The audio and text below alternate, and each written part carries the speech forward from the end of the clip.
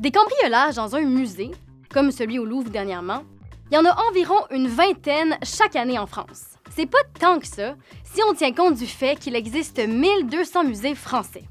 Le problème, c'est que les objets volés, ils n'ont pas juste une valeur monétaire. Leur valeur historique et culturelle est souvent encore plus grande. Puis la plupart du temps, on les retrouve jamais. C'est donc une immense perte pour le patrimoine collectif.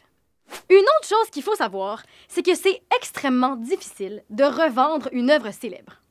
Bonjour, je cherche un tableau style Renaissance qui irait bien dans ma salle à manger. Est-ce que je peux vous proposer celui-ci? Mais il me dit quelque chose, ce tableau-là? Il vient pas du Louvre, par hasard?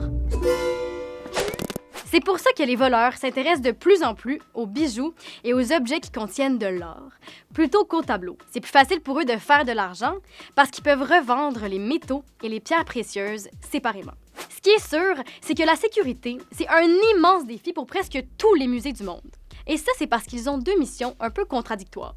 Conserver des objets qui sont précieux et les rendre accessibles pour que le public puisse en profiter. Ces œuvres-là peuvent donc pas être conservées dans des coffres-forts.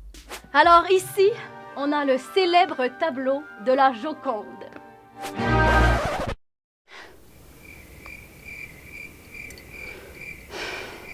C'est particulièrement un défi pour le Louvre parce que c'est le musée le plus grand et le plus fréquenté du monde. Près de 9 millions de personnes le visitent chaque année.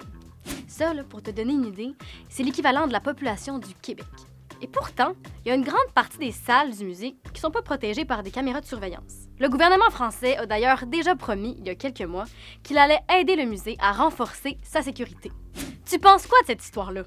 Écris-nous dans les commentaires et oublie pas de t'abonner à Mage pour rester informé de ce qui se passe dans le monde.